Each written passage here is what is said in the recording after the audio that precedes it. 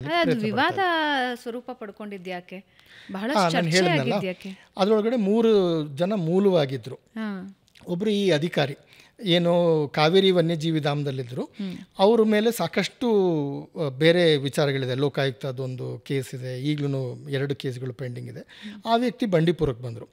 ಅವರು ನಾವು ಕಾವೇರಿಯಲ್ಲಿದ್ದಾಗ ಈ ಬೇಟೆ ಆಗ್ತಾ ಇದ್ದಿದ್ದನ್ನೆಲ್ಲ ಅವ್ರ ಗಮನಕ್ಕೆ ತರ್ತಾ ಇದ್ವಲ್ಲ, ಅದು ಅವ್ರಿಗೆ ಮನಸ್ಸಿಗೆ ಇಷ್ಟ ಇರಲಿಲ್ಲ. ಅವ್ರ ವಿರುದ್ಧ ಸಿಟ್ಟು ಬಂದಿತ್ತು ಅವ್ರಿಗೆ ಆ ವಿಚಾರವಾಗಿ. ಹಾಗಾಗಿ ನಾವು ಬಂಡೀಪುರಕ್ಕೆ ಬಂದಾಗ, ಅವ್ರು ಅಲ್ಲಿಗೆ ಬಂದಾಗ, ಅಲ್ಲಿ ತನಕ ನಾನು ಜಮೀನು ತೊಗೊಂಡಾಗಲೇ 3-4 ವರ್ಷ ಆಗೋಗಿತ್ತು. ಅದು ವಿವಾದನೇ ಇರಲಿಲ್ಲ ಅವಾಗಲ್ಲಿ, ಅದು ಯಾರಿಗೂ ಅದು ವಿವಾದ ಅನಿಸಿರಲಿಲ್ಲ. ಆ ಅಧಿಕಾರಿ ಅಲ್ಲಿಗೆ ಬಂದಾಗ ಇನ್ನೊಬ್ಬರು ಈ ಪರಿಸರವಾದಿ ಅಂತ ಹೇಳ್ಕೊಂಡು ಓಡಾಡ್ತಾರಲ್ಲ, ಅವರು ಸಹ ಅವರೊಟ್ಟಿಗೆ ಕೈ ಜೋಡಿಸಿದ್ರು. ಮತ್ತು ಆ ಜಾಗದಲ್ಲಿ ನಾನು ಜಮೀನು ತೊಗೊಂಡಾಗ ಅಲ್ಲ, ಸ್ಥಳೀಯ ಒಬ್ಬರು ಅರಣ್ಯಾಧಿಕಾರಿ ಈ ಗುಬ್ಬಿಯವ್ರು ಇಲ್ಲಿದ್ರೆ ಒಳ್ಳೇದಲ್ಲ ಅಂತ ಹೇಳಿದ್ರಂತೆ. ನನ್ನ ಜಮೀನು ಮುಂದೆ ಆವಾಗ ಮರ ಕಡ್ಕೊಂಡು ಹೋಗೋರು, ಟ್ರ್ಯಾಕ್ಟರ್ ಗಟ್ಟಲೆ ಮರ ಹೋಗ್ತಾಯಿತ್ತು. ನಾನು ಅದನ್ನೆಲ್ಲ ದಾಖಲೆ ಮಾಡಿ ಇಟ್ಕೊಂಡೆ. ನಮ್ಮ ಮನೆ ಸುತ್ತಮುತ್ತ ಬೇಟೆ ಆಗ್ತಾಯಿತ್ತು. ಅದನ್ನೆಲ್ಲ ನಾನು ಅಧಿಕಾರಿಗಳ ಗಮನಕ್ಕೆ, ಸ್ಥಳೀಯ ಅಧಿಕಾರಿಗಳ ಗಮನಕ್ಕೆ ತರ್ತಾಯಿದ್ದೆ. ಇದು ಅವ್ರಿಗೆ ಇಷ್ಟ ಆಗಿರಲಿಲ್ಲ. ಹಾಗಾಗಿ ಒಬ್ಬ ಸ್ಥಳೀಯ ಅಧಿಕಾರಿ ಹೇಳಿದ್ರಂತೆ, ಗುಬ್ಬಿಯವ್ರು ಇಲ್ಲಿರೋದು ಒಳ್ಳೆಯ ವಿಚಾರ ಅಲ್ಲ, ಸರಿಯಾದ ವಿಚಾರ ಅಲ್ಲ ಅಂಥೇಳಿ ಈ ಪರಿಸರವಾದಿ ಅಂತ ಹೇಳ್ಕೊಂಡು ಓಡಾಡೋರಿಗೆ ಕರ್ಕೊಂಬಂದರು ಈ ವಿವಾದ ಮಾಡಲಿಕ್ಕೆ. ಇವರು ಕಾನೂನು ವಿರುದ್ಧ ಮನೆ ಕಟ್ತಾ ಇದ್ದಾರೆ ಅಂತ. ಯಾವ ಕಾನೂನು ವಿರುದ್ಧ ಅಂತ ಇವತ್ತಿನ ತನಕ ಹೇಳಲಿಕ್ಕಾಗಿಲ್ಲ. ಆದರೆ ಯಾವ ಕಾನೂನು ಅಂತ. ಮತ್ತು ಅಲ್ಲಿ ಇನ್ನೊಬ್ರು ಇದ್ದರು, ಸ್ಥಳೀಯ ಒಬ್ಬರು ರಾಜಕೀಯ ವ್ಯಕ್ತಿ. ನಾವು ಮನೆ ಕಟ್ಟಕ್ಕೆ ಪ್ರಾರಂಭ ಮಾಡಿದಾಗ ಮನೆ ಹತ್ರ ಬಂದುಬಿಟ್ಟು ಹಣ ಕೇಳ್ತಾರೆ. ಇದು ನನ್ನೊಬ್ಬಂದ ಅಲ್ಲ, ಎಷ್ಟೊಂದು ಜನದ ವಿಚಾರಗಳು. ಅಲ್ಲಿ ಆಚೆಯಿಂದ ಜಮೀನು ತೊಗೊಂಡು ಹೋಗೋರು ಹತ್ರ ನೀವು ಹಣ ಕೊಟ್ಟಿಲ್ಲ ಅಂತ ಹೇಳಿದ್ರೆ ಅದು ಇದು ಗಲಾಟೆ ಮಾಡ್ತಾರೆ ಜನಗಳು. ಮಾಡೇ ಮಾಡ್ತಾರೆ ಆ ಕೆಲವು ರಾಜಕೀಯ ವ್ಯಕ್ತಿಗಳು. ಇದೊಂದು ಆಯಾಮ ಇತ್ತು. ಈ ಎಲ್ಲರೂ ಒಟ್ಟಿಗೆ ಸೇರಿಕೊಂಡು ಒಂದು ವಿವಾದ ಮಾಡಲಿಕ್ಕೆ ಪ್ರಯತ್ನ ಪಟ್ಟರು. ಅದನ್ನು ಕಾನೂನು ವಿರುದ್ಧ ಅಂತ, ಯಾವ ಕಾನೂನು ವಿರುದ್ಧ ಅಂತ ಇಲ್ಲಿ ತನಕ ಅವ್ರು ಹೇಳಲಿಕ್ಕಾಗಿಲ್ಲ. ಮತ್ತು ಆ ಏನೇನೋ ದಾಖಲೆಗಳು, ಅದಕ್ಕೆ ಸಂಬಂಧ ಇಲ್ಲದಿದ್ದ ದಾಖಲೆಗಳನ್ನೆಲ್ಲ ಆಚೆ ತೊಗೊಂಬರೋದು, ಒಬ್ಬರು ಇನ್ನೊಬ್ಬರ ವಿರುದ್ಧ ಎತ್ಕಟ್ಟೋದು. ಮತ್ತು ಮೂಲಭೂತವಾಗಿ ಏನು ತಪ್ಪು ಮಾಡಿದ್ರು ಅಂದರೆ ಹೇಳಿದ್ರು ಅವರು, ಈಕೋ ಸೆನ್ಸಿಟಿವ್ ಝೋನ್ ಅಥವಾ ಪರಿಸರ ಸೂಕ್ಷ್ಮ ವಲಯಗಳಲ್ಲಿ ಮನೆ ಕಟ್ಟೋಕ್ಕೆ ಅನುಮತಿ ಬೇಕು ಅಂತ ಸುಳ್ಳು ನೀತಿಯನ್ನು ತಂದರು. ಯಾವುದೇ ಕಾನೂನು ಅಡಿಯಲ್ಲಿ ಪರಿಸರ ಸೂಕ್ಷ್ಮ ವಲಯಗಳಲ್ಲಿ ಜನ ಮನೆ ಕಟ್ಟಲಿಕ್ಕೆ ಅನುಮತಿ ಬೇಕು ಅಂತ ಎಲ್ಲೂ ಇಲ್ಲ. ಆದರೆ ಇವರು ತಮ್ಮದೇ ಆದ ಒಂದು ನಿಮಗೋಸ್ಕರ ಹುಟ್ಟಾಕಿದ್ದು ಹೊಸದಾಗಿ. ಅದೇನಾಯಿತು ಅಂತ ಹೇಳಿದ್ರೆ, ನಮ್ಮ ವಿರುದ್ಧ ಮಾಡಕ್ಕೆ ಹೋಗಿದ್ದು ಸ್ಥಳೀಯ ಜನರಿಗೆ ತೊಂದರೆ ಶುರುವಾಯಿತು. ಇವಾಗ ಸ್ಥಳೀಯ ಜನರು ಯಾರೇ ಮನೆ ಕಟ್ಟಕ್ಕಾದ್ರೂ ಅನುಮತಿ ತೊಗೋಬೇಕು. ಅನುಮತಿ ತೊಗೊಳಕ್ಕೆ ಅನುಮತಿ ಅಂದ ತಕ್ಷಣ ಕಾನೂನು ಬಂದರೆ, ಅದು ಕಾನೂನು ಇಲ್ಲ, ಆದರೆ ಅನುಮತಿಯನ್ನು ಒಂದು ಕಟ್ಟಳೆ ಬಂದರೆ ನಿಮ್ಗೆ ಗೊತ್ತಿದೆ ನಮ್ಮ ಸಮಾಜದಲ್ಲಿ ಏನಾಗ್ತದೆ ಅಂತ. ಅದು ಶುರು ಆಯಿತು. ನಾನು ಎಷ್ಟೊಂದು ಈಕೋ ಸೆನ್ಸಿಟಿವ್ ಝೋನ್ ಅನುಮತಿ ಮನೆ ಕಟ್ಟಲಿಕ್ಕೆ, ಕೊಟ್ಟಿಗೆ ಕಟ್ಟಲಿಕ್ಕೆಲ್ಲ ಜನ ಅರ್ಜಿ ಹಾಕೋಕ್ಕೆ ಪ್ರಾರಂಭ ಮಾಡಿಸಿದ್ರು. ಅಂದರೆ ಒತ್ತಡ ಹಾಕಿದ್ರು ಇವರು ಅರ್ಜಿ ಹಾಕಲಿಕ್ಕೆ. ಇವತ್ತಿನ ತನಕ ರಾಜ್ಯದ ಎಲ್ಲ ಜನತೆಗಳಿಗೆ ಇದನ್ನು ತಿಳಿಸ್ಕೊಳ್ಳೋದು ನಾನು ಹೇಳೋದು ಏನಂದರೆ, ಪರಿಸರ ಸೂಕ್ಷ್ಮ ವಲಯಗಳಲ್ಲಿ ಮನೆ ಕಟ್ಟಲಿಕ್ಕೆ ಯಾವುದೇ ಥರವಾದ ಅರಣ್ಯ ಇಲಾಖೆಯಿಂದ ಅನುಮತಿ ಬೇಕಿಲ್ಲ. ಇದು ತಪ್ಪು ಮಾಹಿತಿ. ಮತ್ತು ಈ ಪರಿಸರವಾದಿ, ಈ ಅರಣ್ಯ ಇಲಾಖೆಯ ಕೆಲವು ಅಧಿಕಾರಿಗಳು, ಎಲ್ಲರೂ ಕೆಟ್ಟವರು ಅಂತ ಹೇಳಲಿಕ್ಕಾಗೋದಿಲ್ಲ, ಇವರು ಸೇರ್ಕೊಂಡು ಮಾಡಿದಂತಹ ಕಟ್ಟಳೆ ಇದು ಕಾನೂನು ಬಾಹಿರ ಕಟ್ಟಳೆ. ಇದರಿಂದ ನೂರಾರು ಕುಟುಂಬಗಳಿಗೆ, ಸ್ಥಳೀಯ ಜನರಿಗೆ ಸಾಕಷ್ಟು ತೊಂದರೆ ಆಗ್ತದೆ.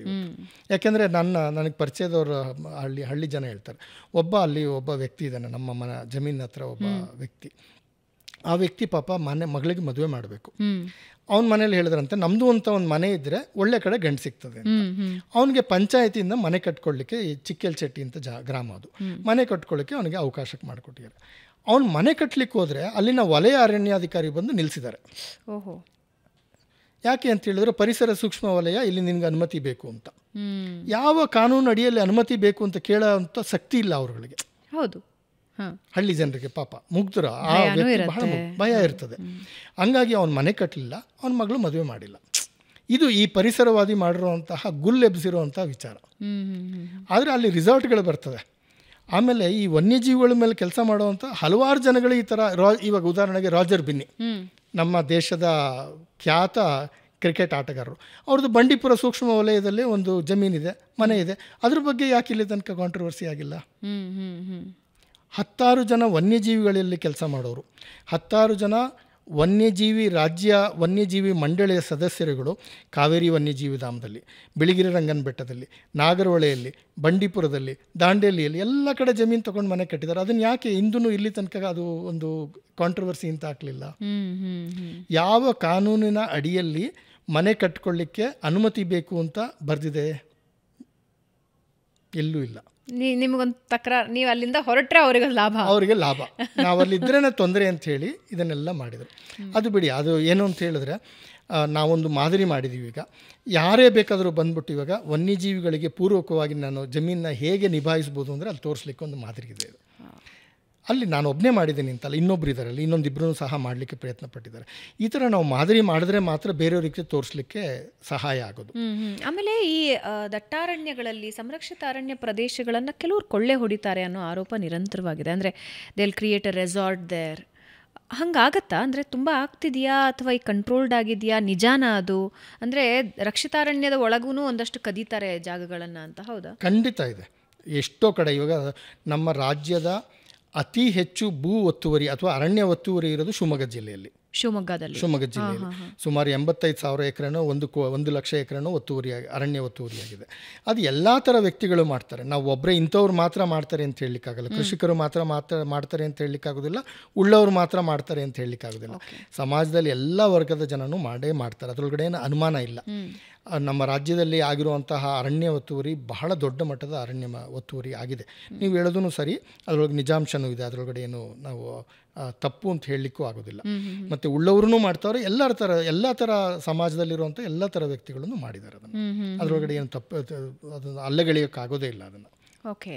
ಸೊ ಈಗ ಉಳ್ಳವರು ಅಥವಾ ಈ ದಾಖಲೆಗಳನ್ನು ತಿರ್ಚೋದು ಮತ್ತೊಂದು ಮಗದೊಂದು ಮಾಡಿದ್ರೆ ಸರ್ಕಾರದಿಂದ ಅದ್ರ ಬಗ್ಗೆ ಒಂದು ಸೂಕ್ಷ್ಮತೆ ಇದೆಯಾ? ಅಂದರೆ ಅದನ್ನು ಐಡೆಂಟಿಫೈ ಮಾಡೋದು, ಕೇಸ್ ಹಾಕೋದು, ಹಾಗೇನಾದ್ರೂ ಆಗ್ತಿರುತ್ತಾ? ಆಗ್ತಾ ಇರುತ್ತೆ, ಆದರೆ ಆಗಬೇಕಾದಷ್ಟು ಆಗ್ತಾ ಇಲ್ಲ. ಅದಕ್ಕೇನಂತ ಹೇಳಿದ್ರೆ ಸಮಾಜದಲ್ಲಿ ಬೆಂಬಲ ಇಲ್ಲ. ಒತ್ತುವರಿ ತೆಗಿತೀನಿ ಅಂತ ಹೇಳಿದ್ರೆ ಸಮಾಜದಲ್ಲಿ ಬೆಂಬಲ ಇಲ್ಲ. ಅದು ಎಲ್ಲವೂ ಒಟ್ಟಿಗೆ ಬಂದ್ಬಿಡುತ್ತೆ, ಉಳ್ಳವರು ಮತ್ತೆ ಎಲ್ಲರೂ ಬರುತ್ತೆ. ಮತ್ತು ಸರ್ಕಾರದಲ್ಲಿ ಆ ಬದ್ಧತೆ ಬರೋದನ್ನು ಬಹಳ ಕಷ್ಟ. ಈಗಿನ ಮಂತ್ರಿಗಳೇನೋ ಪ್ರಯತ್ನ ಪಡ್ತಾ ಇದ್ದಾರೆ, ಬೆಂಗಳೂರಿನಲ್ಲಿ ಅಲ್ಲಿ ಇಲ್ಲಿ ಎಲ್ಲ ಅವರು ಒತ್ತುವರಿ ತೆಗಿಲಿಕ್ಕೆ ಪ್ರಯತ್ನ ಪಡ್ತಾ ಇದ್ದಾರೆ. ಆ ಥರ ಬರಬೇಕು. ನಮಗೆ ರಾಜಕೀಯ ಬೆಂಬಲ ಇರಬೇಕು, ಅಧಿಕಾರಿಶಾಹಿ ವರ್ಗದವ್ರದ ಕೆಲಸ ಮಾಡ್ತೀವಿ ಅನ್ನೋ ಹುರುಪಿರಬೇಕು. ಇದೆರಡೂ ಒಟ್ಟಿಗೆ ಬಂದರೆ ಮಾತ್ರ ಅದನ್ನು ಮಾಡಲಿಕ್ಕೆ ಸಾಧ್ಯತೆ. ಇಲ್ಲ ಅಂದರೆ ರಾಜ್ಯದಲ್ಲಿ ಲಕ್ಷಾಂತರ ಎಕರೆ ಅರಣ್ಯ ಒತ್ತುವರಿಯಾಗಿದೆ. ಅದರೊಳಗಡೆ ಒಂದು ಸಾಮಾಜಿಕ ದೃಷ್ಟಿಕೋನವೂ ಇದೆ, ಬಡವರು ಅನ್ನೋ ಒಂದು ದೃಷ್ಟಿಕೋನವೂ ಇದೆ, ಅವರಿಗೆ ಜಮೀನಿಲ್ಲ ಅನ್ನೋರಿಗೆ. ನಾವು ಹಾಗಾಗಿ ಸಮಾಜ ಅದ್ರ ಬಗ್ಗೆ ಒಂದು ನಿರ್ಧಾರ ತಗೊಳ್ಬೇಕಾಗುತ್ತೆ. ಇಲ್ಲ ಅಂತ ಹೇಳಿದ್ರೆ ನಮಗೆ ಅರಣ್ಯ ಉಳಿಸೋದು ಬಹಳ ಮುಖ್ಯ, ಅದೇ ಸಮಾಜಕ್ಕೆ ಬಹಳ ಮುಖ್ಯ ಅರಣ್ಯ.